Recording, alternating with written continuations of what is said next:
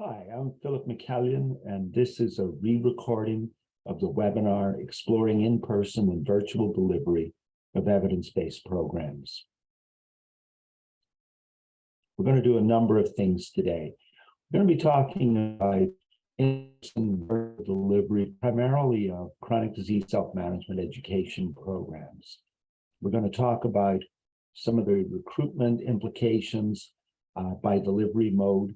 We're going to talk about some implications for the preparedness of the leader to do each of the different modes.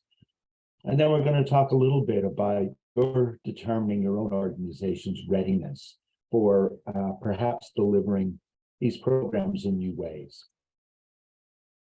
So let's start on with some vocabulary. I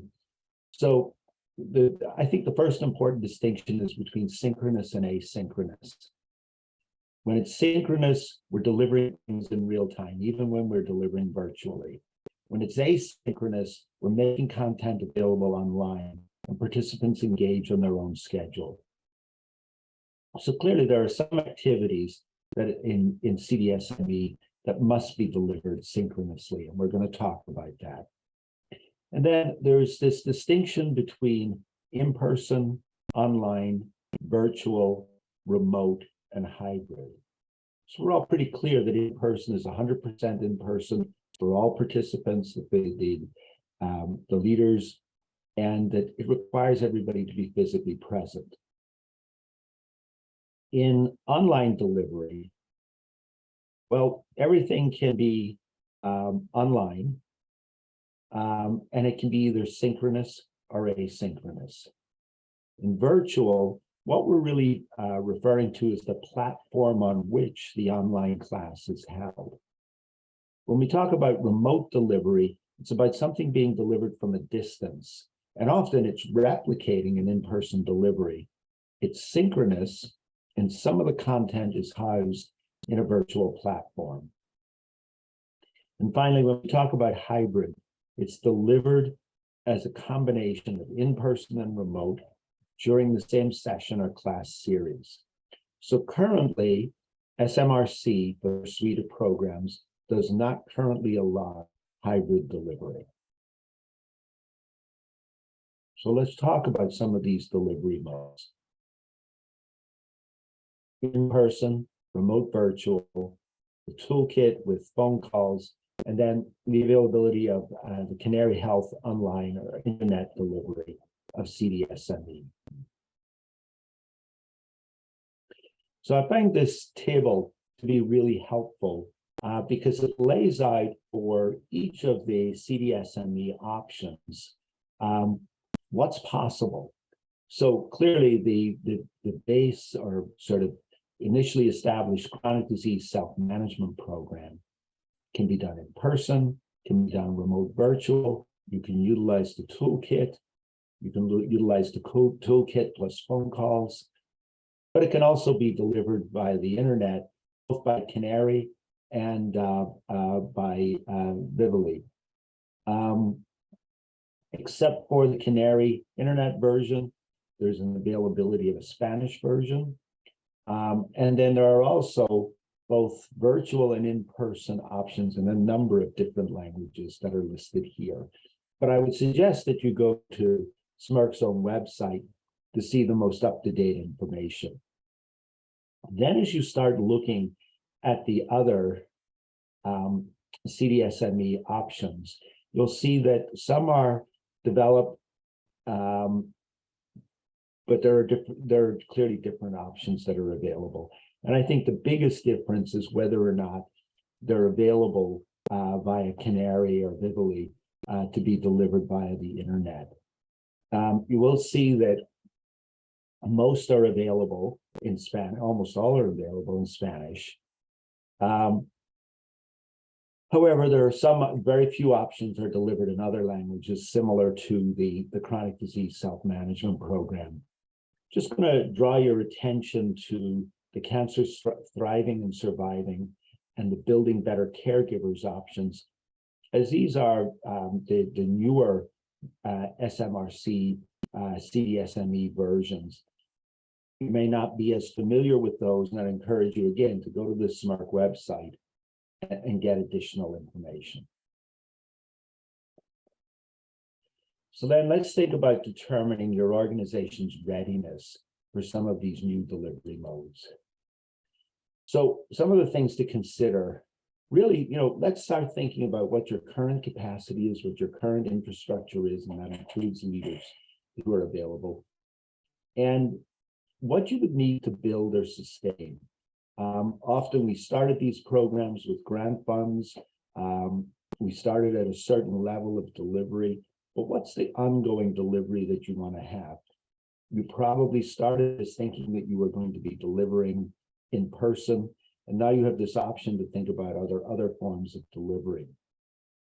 So as you think about those things, clearly you need to be thinking about who your target audience is and what's their typical preference for programming.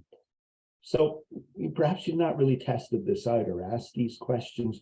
You're assuming that what people want is in-person delivery, but we've experienced a lot of new things, particularly during the COVID period.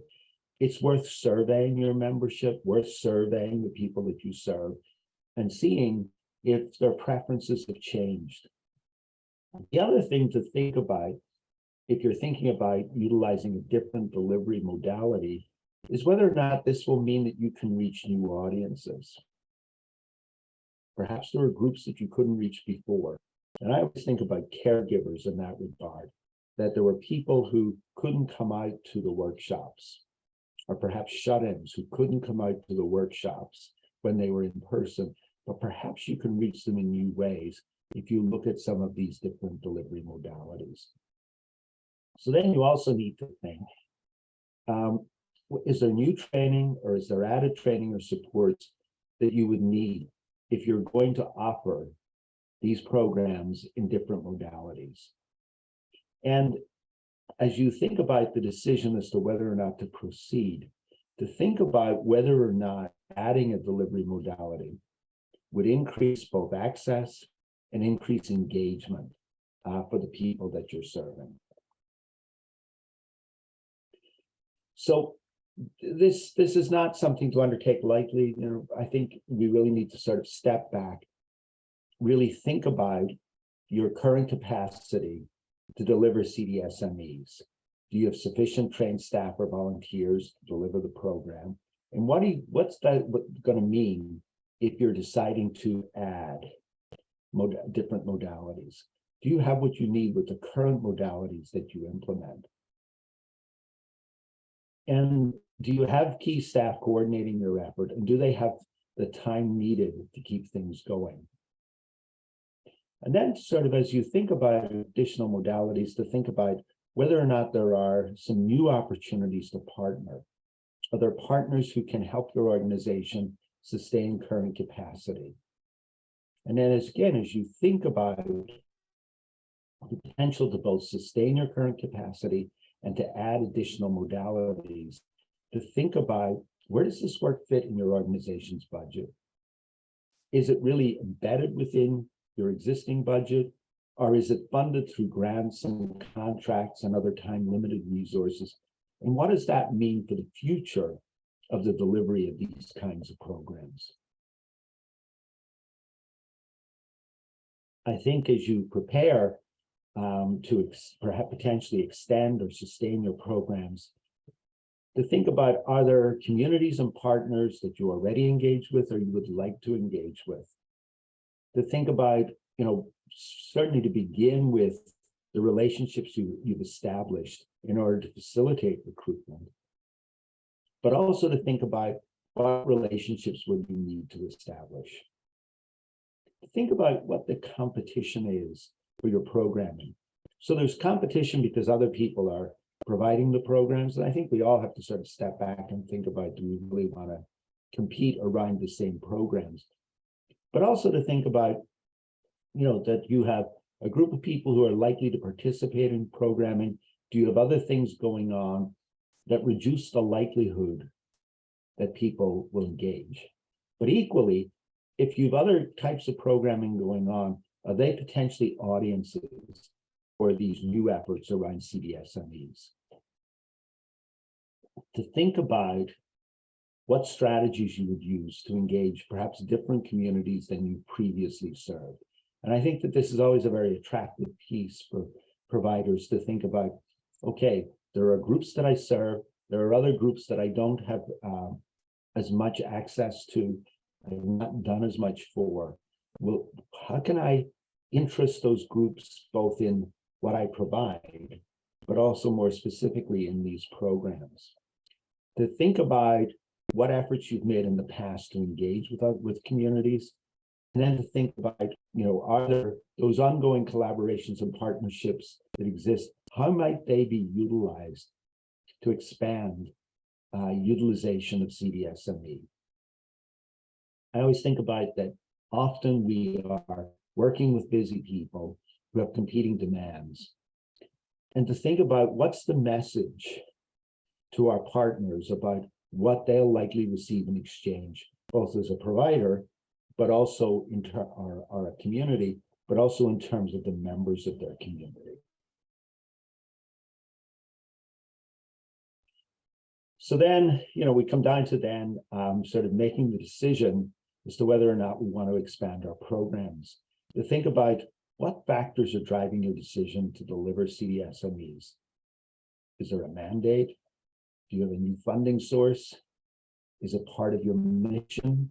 Will it bring new people into your organization for other purposes? Your motivation to do this, the amount of resources that you're likely to commit, is likely to be influenced by these kinds of factors. To think about whether or not you're ready to deliver more programs, or whether or not you want to deliver different programs, or perhaps both.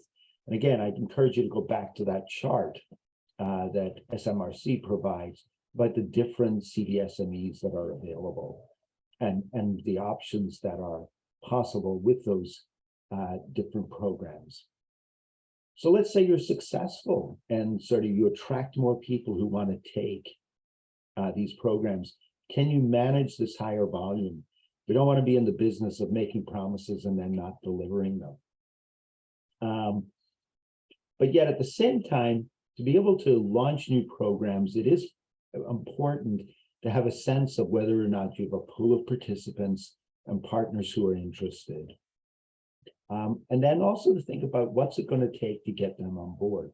And some of that's about thinking, the classic questions about when and where a program is going to be delivered.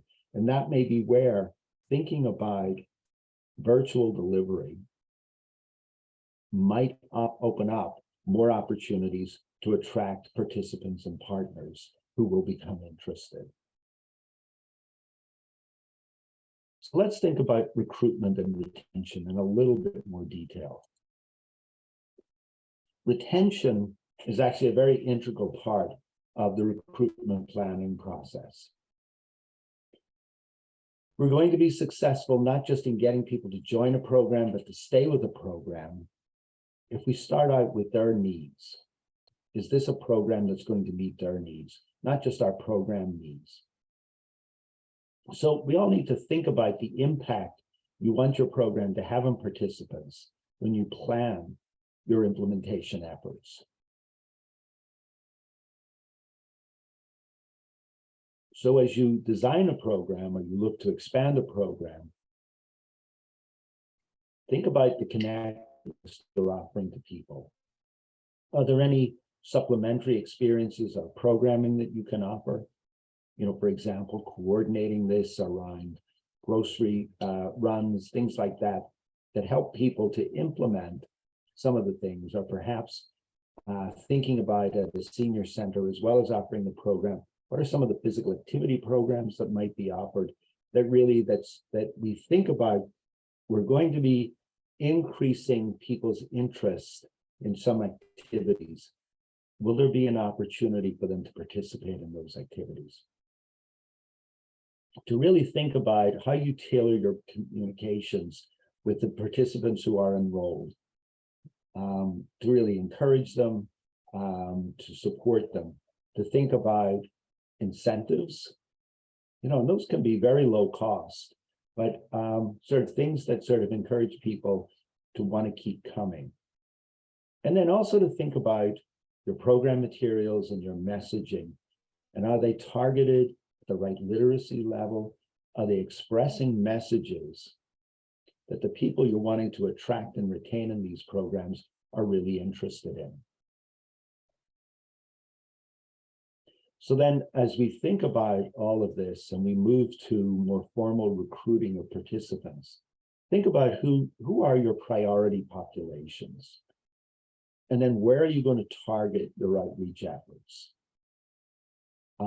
With our experience has been that you use multiple methods to reach the people you're interested in. You make it personal. You talk about things that are of interest to the potential participants. And that you outreach early and often. One message is probably not going to make it. You find partners to help you to identify people, and you develop referral and bidirectional referral systems. You're working with partners, they likely have programs as well that they're seeking people for. So how do we help each other rather than say to partners, how do you help me? And really sort of explore how we can do some things differently that increase the likelihood that we're all going to be more successful. So consider your messaging, be consistent in what you measure, what you message. Think about graphics, the words that you use. The more consistent it is, the more identifiable it is, the better it's going to be. Use multiple media strategies, not just posters. Sort of think about, is there a social media piece? Is there an opportunity to talk to a local radio station, to get some coverage from a local TV station, to advertise, for example, in church or temple bulletins, things where you're likely to reach the audiences that you are most interested in. Your own newsletters are actually a very effective strategy. Include an opportunity, if possible, for participants to meet you, to meet program delivery staff, even perhaps to meet other group members. That's really the idea around session 0, is really sort of getting people to understand the program, certainly, but it's also about getting people comfortable with the idea of coming to the workshop without have them immediately having to commit to all of the sessions. And recognize that you will need messaging that speaks to a variety of audiences. Some will respond to some messages more than others. People who've taken the program before are a great resource for sort of going back to and saying, so what got you to go? What got you to try it out? What got you to stay? New members may not be exactly the same or have exactly the same issues or interests, but it helps to get, at least our messaging is beyond what we think people are interested in. And it enables us to really reach multiple audiences. So I think that we all have to think about, as we go to reach, particularly to extend our reach into the community, to perhaps recruit people that we've not been as successful in recruiting before. It's that idea of thinking about, are you willing to work with a community and not just work in a community? To think about, what are the necessary skills? Each of us represents a body of skills, a body of experiences, but hopefully we're going to try to reach people who are not just like us, that we're really trying to seek participants from throughout the communities that we serve, to think about issues around cultural competence, to think about, is some of this messaging, does it need to be in other languages?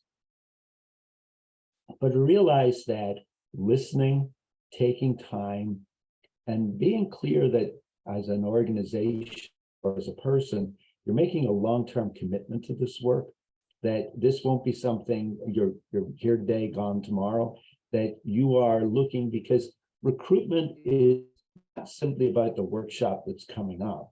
Recruitment's about, I'm likely to have additional workshops. Some people will take time to think about it. Some people will need to hear the messages several times before they commit. We need to be committed to the long term for these programs. To the extent possible, to have staff who represent the communities that you're seeking to work in is always going to be helpful. To be very clear, one of the big challenges that I often see is that people talk up the program, but don't talk up the commitments that people need to be making. How long the session is, how many weeks you're going to need to commit to. The more information we provide people with, that if they then say, I'm going to come, they know what they're committing to. So we've had a lot of experience over the years recruiting for programs like this. And so this table really sort of speaks to some of the strengths and some of the weaknesses of utilizing many of these media. So clearly, the lowest cost is probably doing things online, posting to Facebook, posting to other social media, getting people to share your messages with others. But I think that to recognize that that takes time to build. Some people just tune out of online ads. And there's a lot of competition for the audience's attention. But again, I always think about this as we're making commitments to the long term. And so having a digital strategy, remember that you're not just reaching out to the person who's likely to participate.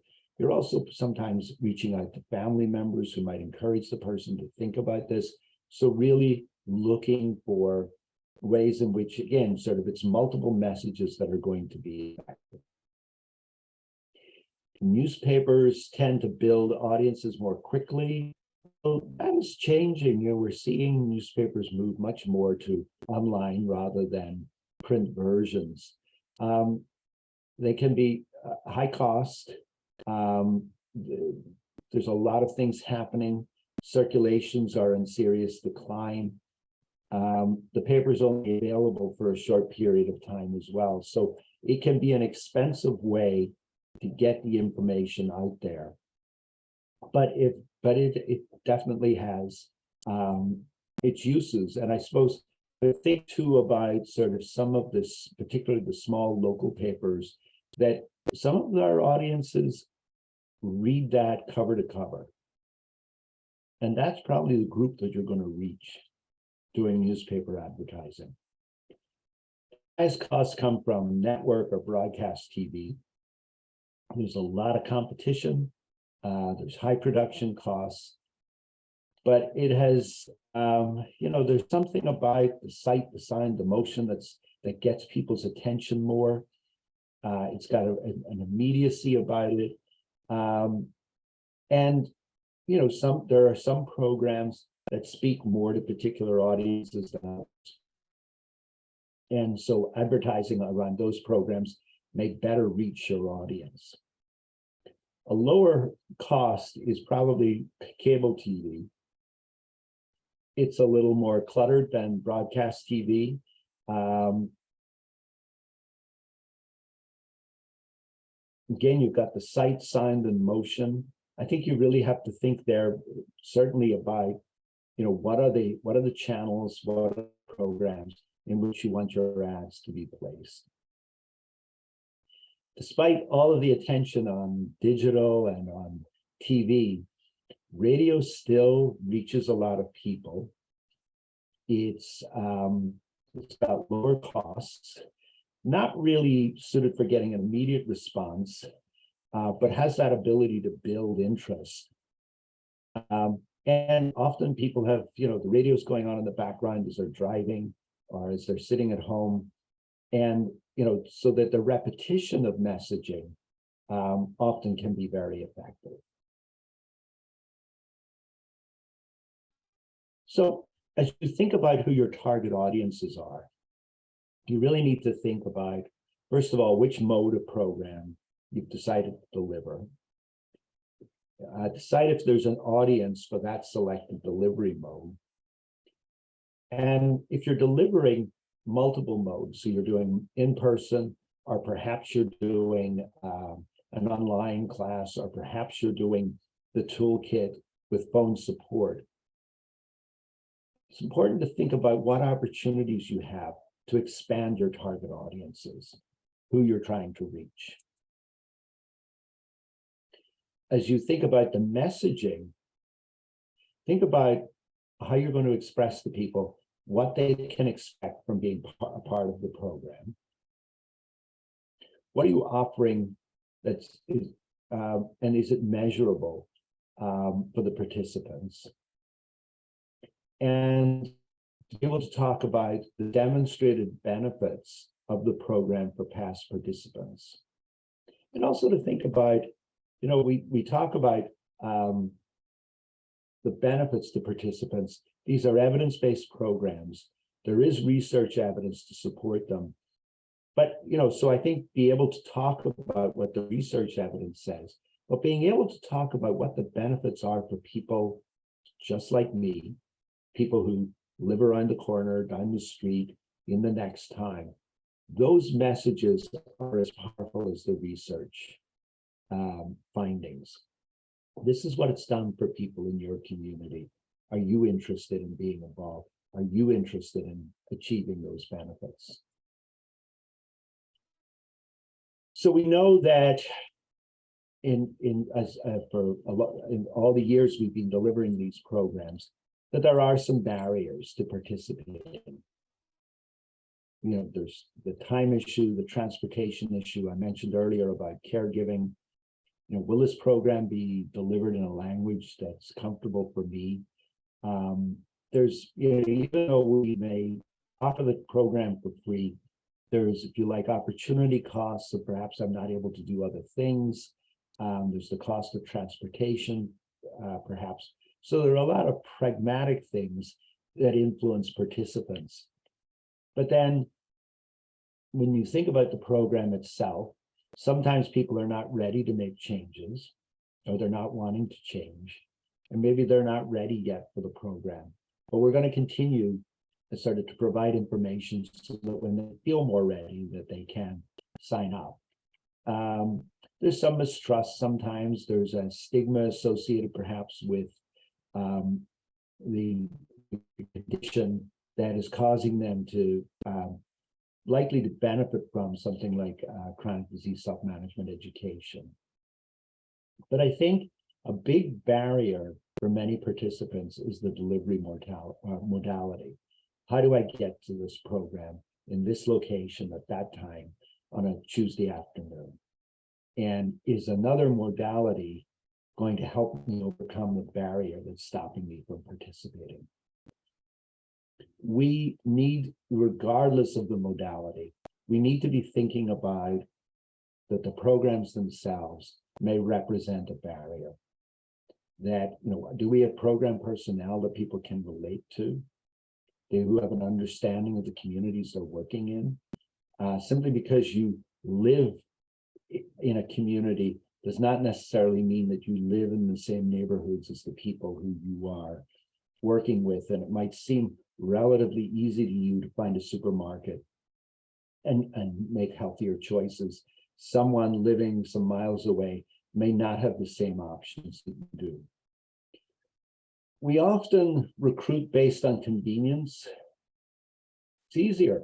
That's what convenient means.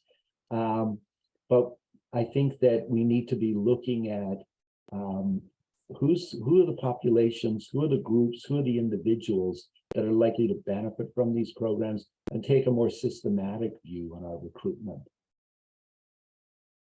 We actually have limited knowledge about effective methods to promote the program. So I've reviewed a number of ways in which you could advertise the program. But I think there's a lot to be said for talking to people who participate or who don't participate and asking them, have you heard about the program? We put up a lot of flyers around the community and people are telling us, no, never heard of the program. That's probably not the most effective way. Sort of getting information from people about what works is really helpful. And to think about the marketing messages, it makes sense to us that this is what people should look at and decide, yes, I want to be part of this. But is it actually a message that people are hearing? Or actually, is it a message that people are resisting? I think about this a lot in terms of diabetes education programming and the diabetes self-management program, is that people are, sometimes their view of it is, well, if I pretend it doesn't exist, it doesn't. And that the messaging that we utilize, that people just ignore, that we have to find a way to reach people to feel that it's not just that you're telling me how serious a problem type 2 diabetes is, but you're also telling me that there are things that I can do and they will work. And of course, that has to be consistent with the evidence. It has to be realistic. But what is it that's going to get my attention and make me want to come to this class? And so we have to do some work on really developing the messages that work. So let's now talk about leader preparedness for the different delivery modes. So the first thing really is to emphasize that there are a series of leader skills that are just expected, regardless of the delivery modality. We must adhere to the curriculum. We've got to come to sessions prepared, and we've got to facilitate correctly activities like brainstorming, action plan formulation, action plan feedback, problem solving, and decision making. The piece that, where there's some variation, is that number 3, is comfortable and competent in using virtual platform technology. If you're going to do anything that is not strictly in person, then your leaders need to be competent in using whatever technology you're going to be utilizing.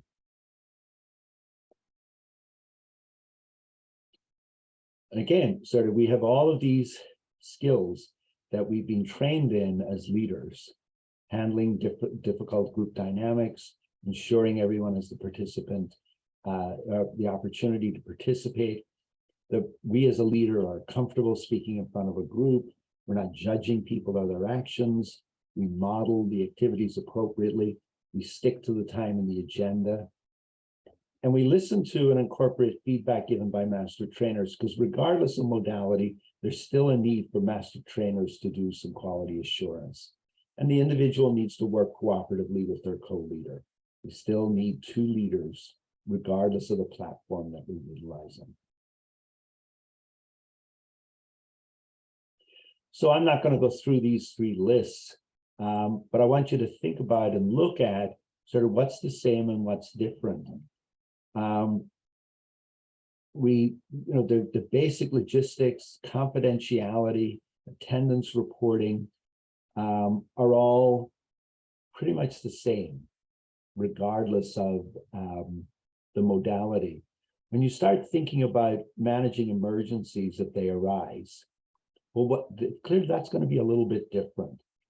If I'm doing an in-person class, I have a classroom that I'm in, or another area that I'm in. I know the address. I've got the emergency phone numbers. I can call. I can get people to come in.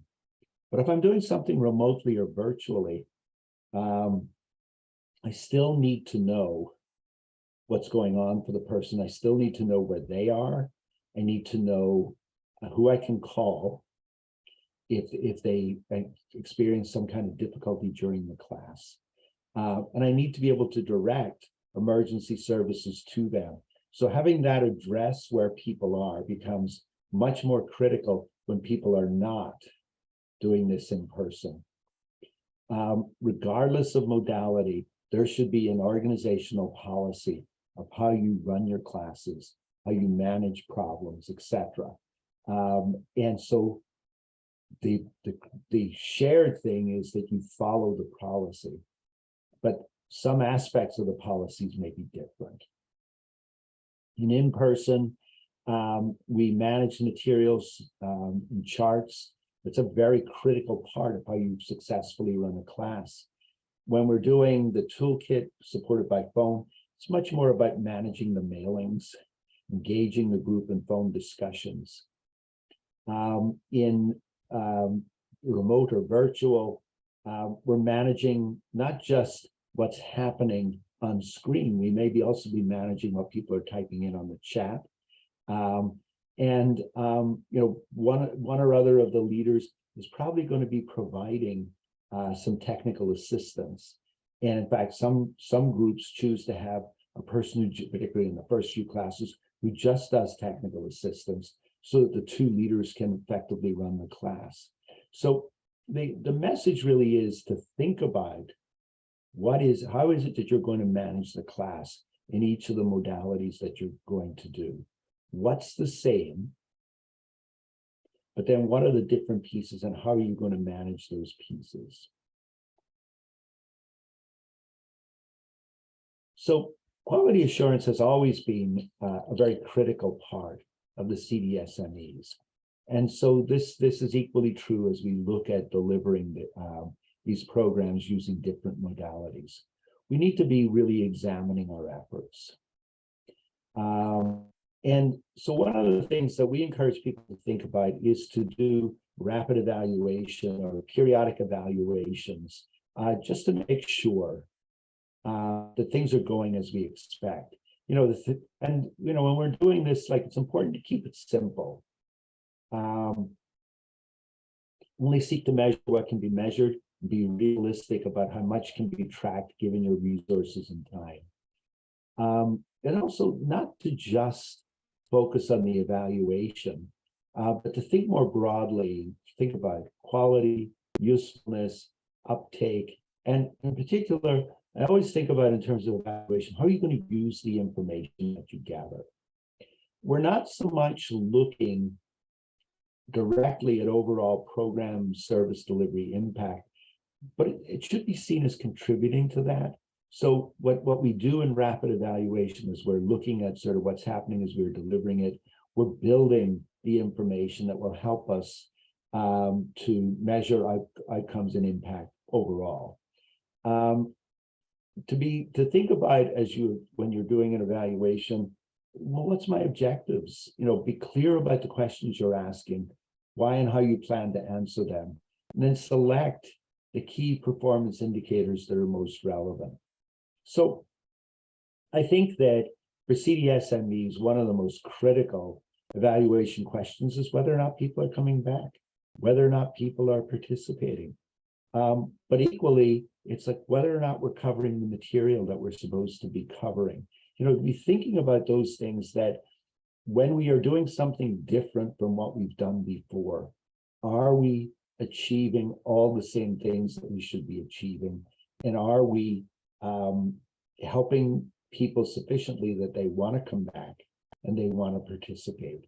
Is really a very important part of these kinds of rapid evaluation activities. So some of the things I think about are looking at the recruitment and retention efforts and their yield. Are we getting people to come to the programs, and are they staying? But then to go a little deeper and to think about who's coming to the programs, who's staying, and why. If you're delivering your programs across different modes of delivery, was there a high yield for one mode over the other? And why is that? Does that speak to differences in leaders? Does it speak to it better meets the needs of the participants? Really to understand why there's a higher yield for one than the other.